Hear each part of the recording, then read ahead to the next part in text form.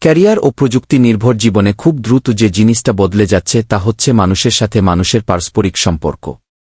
মানুষ এখন তার গণ্ডি থেকে বের হয়ে সহজেই নতুন জায়গায়, নতুন পরিবেশে আসন গাড়ছে।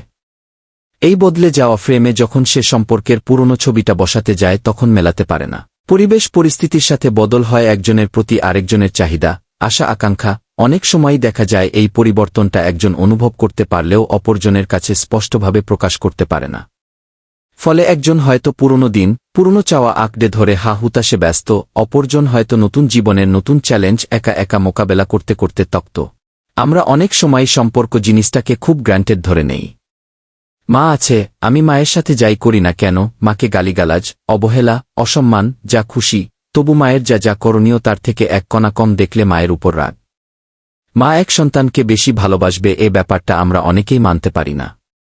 অথচ যে সন্তান সবসময় মায়ের সেবা করে আসছে, ছোট্ট ছোট্ট খুশিগুলোকেও যত্নের সাথে পূরণ করে আসছে, তার প্রতি মায়ের সন্তুষ্টি বেশি থাকবে। এটাই তো স্বাভাবিক, তাই না? একই সাথে আমাদের বিনোদনগুলি এখন এমন যে তা উপভোগ করার জন্য অন্য কেউ পাশে থাকার প্রয়োজন নেই।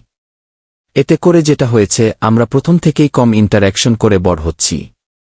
সুতরাং আমরা একটু অন্যরকম ব্যবহার দেখলেই ইরিটেটেড হয়ে যাচ্ছি। দ্বিতীয়ত, মানুষের থেকে মুখ ঘুরিয়ে শান্তি পাওয়ার জন্য অফুরন্ত বিনোদনের ব্যবস্থা আছে। সুতরাং প্রবলেম আসলেই আমরা মুখোমুখি না দাঁড়িয়ে নিজেকে আপন জগতে গুটিয়ে নিচ্ছি। তৃতীয়, সম্পর্কের প্রতি দায়িত্ববোধের ব্যাপারটা আমাদের কাছে স্পষ্ট না। একটা সম্পর্ক গড়লে, সেটা কলিগই হোক, প্রতিবেশী হোক, শাশুড়ি বই হোক, আর বাবা ছেলেই হোক, সেটার সাথে যেসব এক্সপেকটেশন জড়িত থাকে সেসবের ব্যাপারে উদাসীন হয়েও আমরা দিব্যি জীবন কাটিয়ে দিতে পারছি। খুব কাছের মানুষও এসব ব্যাপারে আঙুল তুলে চোখে দেখিয়ে দেওয়ার অধিকার রাখে না, যেহেতু আমরা পার্সোনাল ব্যাপারের সীমাটা বাড়াতে বাড়াতে সব কিছুই তার মধ্যে এনে ফেলেছি।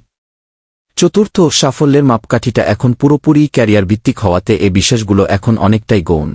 মানুষ ব্যালেন্সড লাইফ অর্জন করার বদলে জিনিয়াস হওয়ার দিকে ঝুঁকে পড়েছে। তাই ফ্যামিলি লাইফে বা সোশ্যাল লাইফে কে কতটুকু ইনভলভড, এ ব্যাপারটা যেন আজকাল পাত্তাই পেতে চায় না। কটা বাবা মা এখন সন্তানকে পড়াশোনার বাইরে অন্য কিছু করতে উৎসাহ দেন।